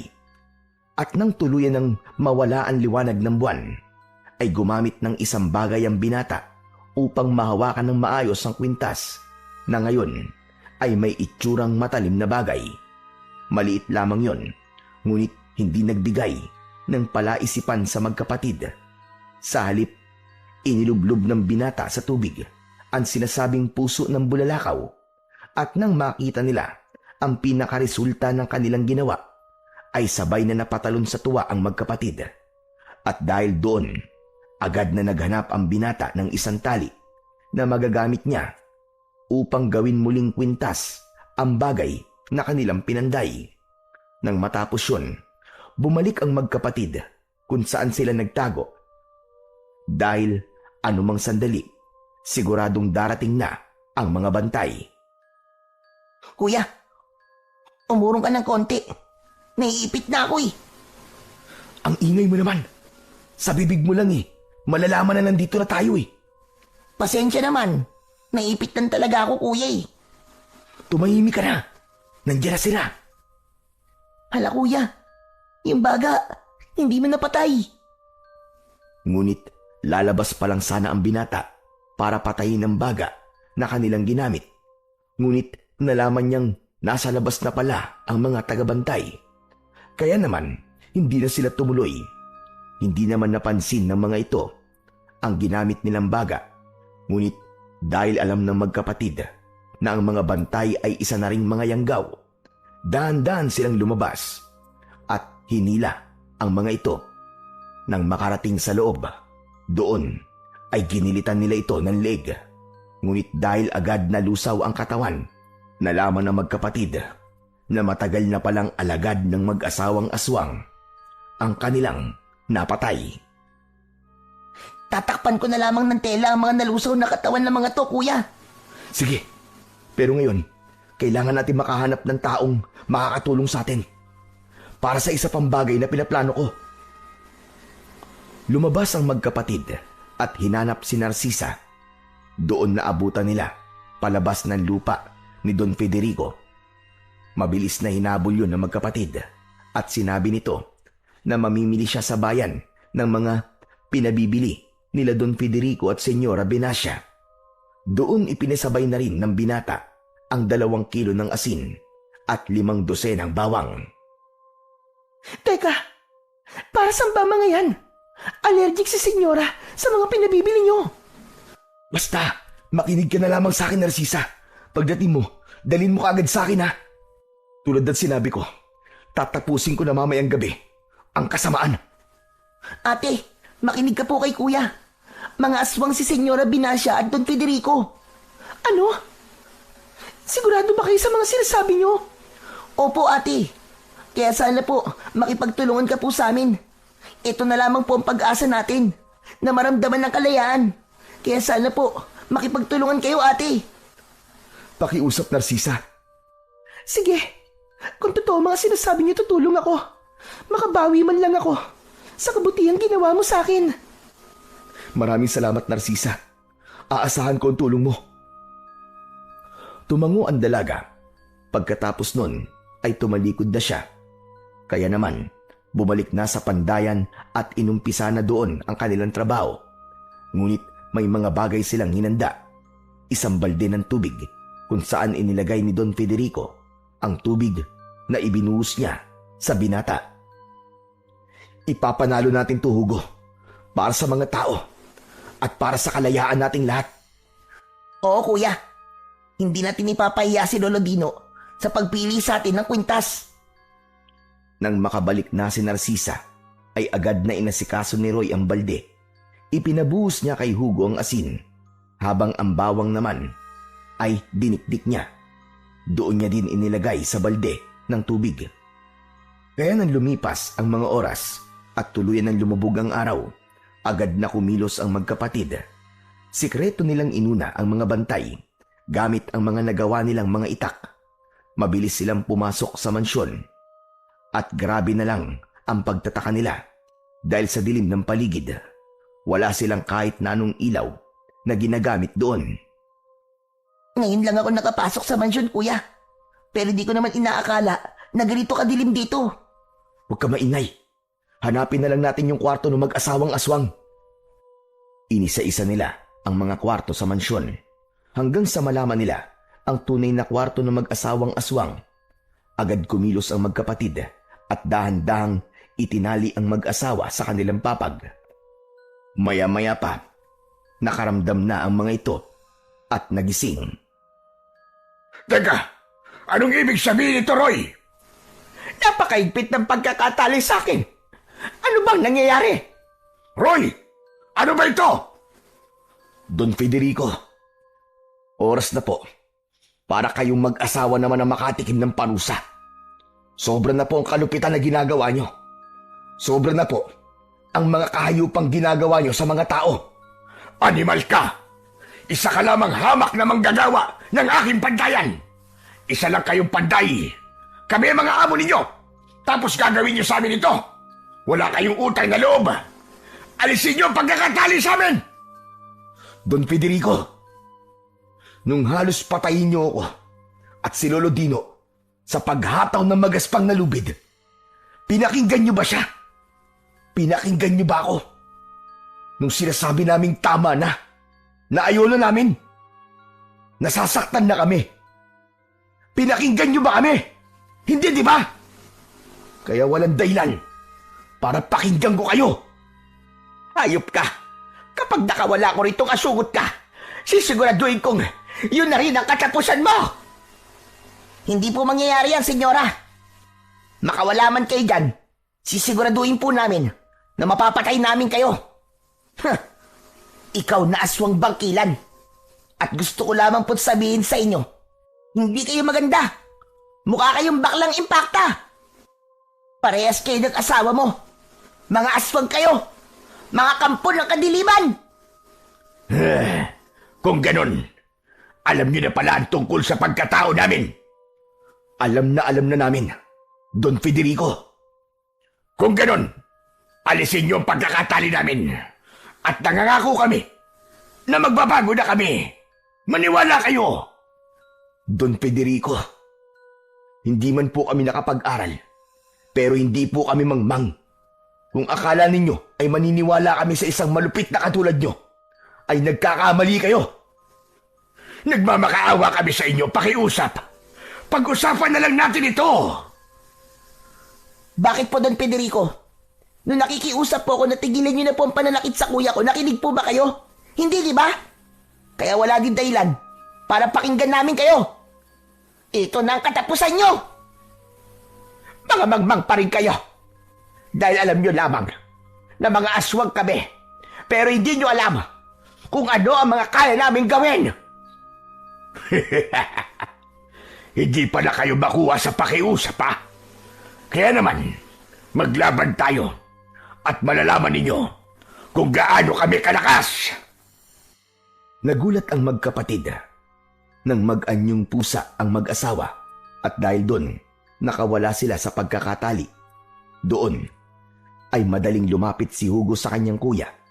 Nagtinginan ang mga ito at nagtanguan. Hinila ni Roy ang kanyang kwintas at sabay nila yung hinawakang magkapatid. Kaya nagkaroon ng isang nakakabulag na liwanag ang lumabas sa katawan ng magkapatid. At nang mawala yon, nagkaroon sila ng tig-isang espada na nag-aapoy. Makikita natin ngayon kung sino ang mga mangmang! Katapusan nyo na! Tabay ang ginawang pag-atake ng magkapatid sa loob ng silid ng mag-asawa at ganun din ang ginawa ng mga ito.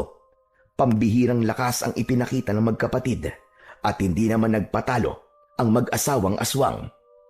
Lakas sa lakas, tapang sa tapang, hanggang sa pare-pareho na ang mga ito na humihingal, ngunit patuloy pa rin sila sa pakikipaglaban. Maya-maya pa, isang pambihirang atake ang pinakawalan ng magkapatid. Doon ay pareho nilang nasugatan ang mag-asawa sa tuhod, dahilan upang hindi na sila makakilos pa. Ano? Tumayo kayo! Hindi niyo na ba kaya? Ngayon niyo ipakita kung gaano kayo kalakas at kung gaano kayo kalupit. Tumahimik kayo! Lamang kayo sa laban na ito dahil may kakaiba kayong sandata. Samantalang kami, hindi kami nakainom ng dugo.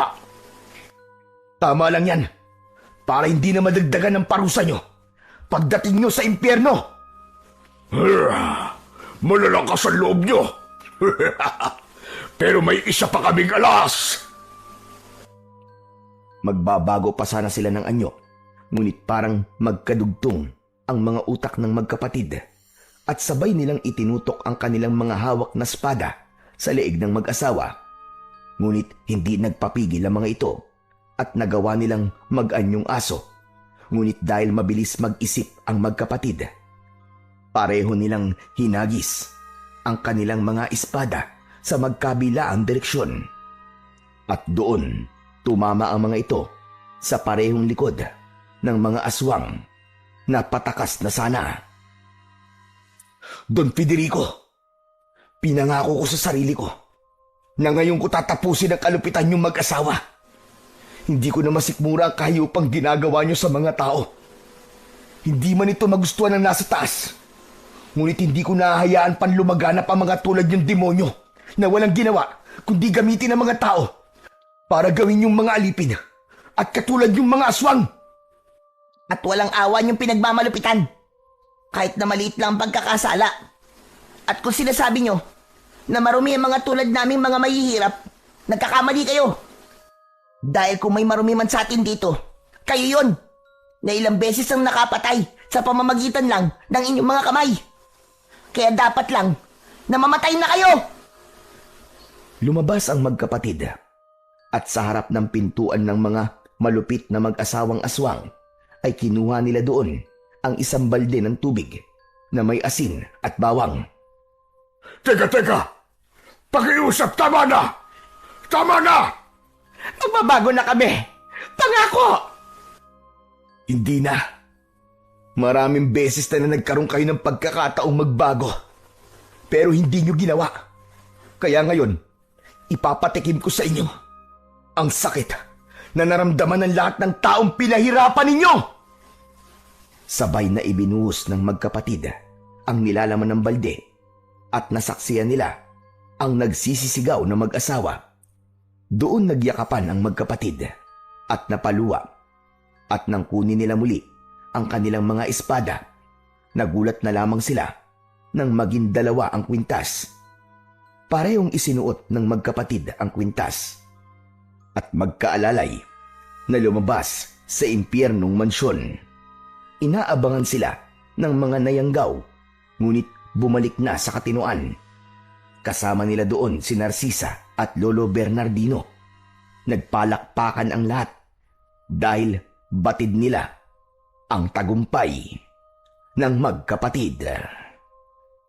Malaya na tayo, mga kapanday! Sabay-sabay na isinigaw ng mga katulad nilang manggagawa ang salitang malaya na tayo.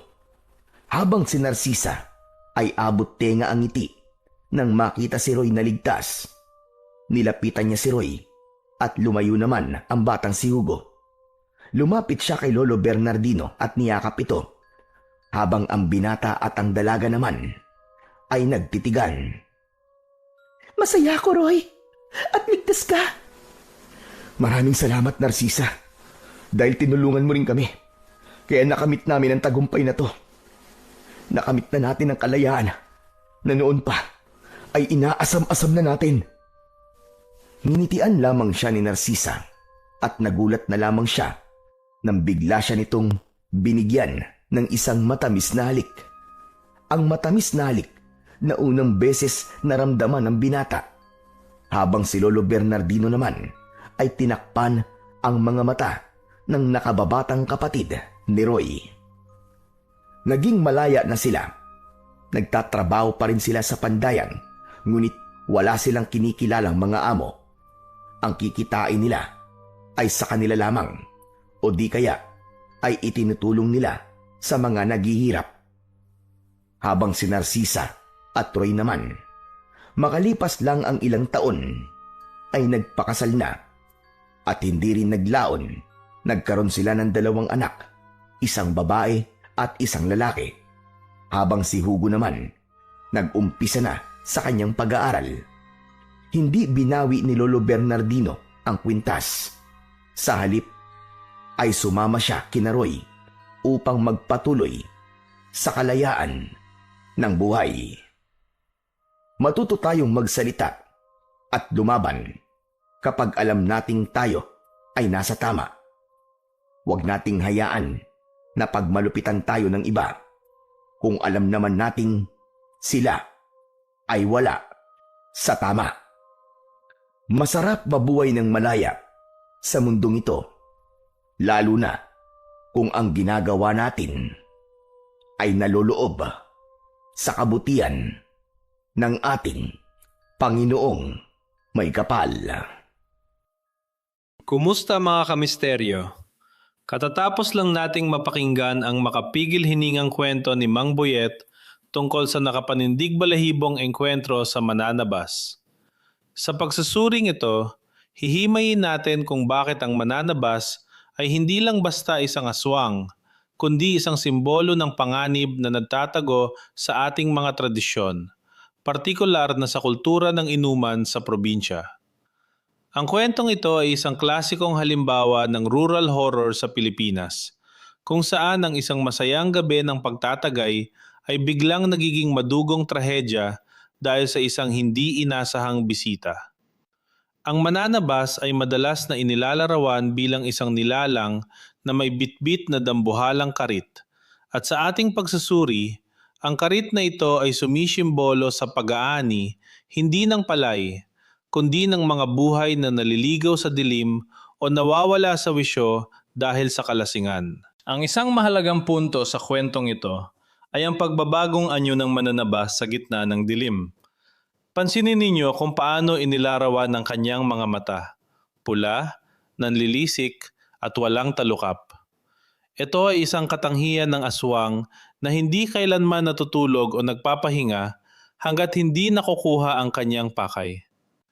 Ang amoy ng malansang dugo at basang lupa na kaakibat ng kanyang presensya ay isang babala mula sa ating kalikasan na mayroong hindi taga rito na nasa ating paligid. Ipinapakita rin ito ang kahalagahan ng mga lumang proteksyon gaya ng buntot pagi at langis. Sa kabila ng modernong panahon, ang mga taga-baryo ay umaasa pa rin sa mga sinaunang gamot at dasal na nagpapatunay na ang takot sa aswang ay malalim na nakaugat sa ating pagkatao. Ang nakakaalarma sa kwento ni Mang Boyet ay ang marka na iniwan ng nilalang sa kanilang lamesa. Ang pag-ukit ng mananabas sa kahoy ay isang malinaw na mensahe. Ang kasamahan ay hindi basta-basta naglalaho. Ito ay naghihintay lamang ng tamang panahon para bumalik. Sa aspeto ng psikolohiya, ang mananabas ay maaari ding maging simbolo ng mga panganib na hatid ng sobrang pag-inom at pananatili sa labas hanggang madaling araw. Ang baryo, na dapat ay lugar ng seguridad, ay nagiging teritoryo ng halimaw kapag ang gabi ay lumalim na.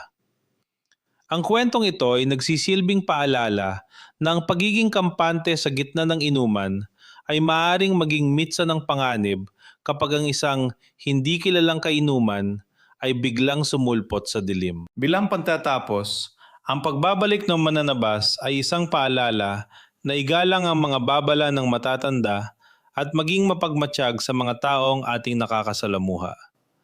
Ang tunay na katatakutan ay wala sa bilis ng takbo o talim ng karit, kundi sa katotohanang ang mga nilalang na ito ay dahan-dahang bumabalik sa ating mga komunidad sa iba't ibang anyo. Kayo, may karanasan ba kayo sa inuman kung saan may biglang sumulpot na hindi nyo kakilala? O baka naman may naamoy din kayong malansa habang nagtatagay sa ilalim ng puno ng kawayan? I-share ang inyong mga kwento sa comment section at huwag kalimutang mag-subscribe para sa iba pang pagsusuri ng mga totoong kwentong aswang. Hanggang sa susunod na tagay, manatiling gising at laging mag-ingat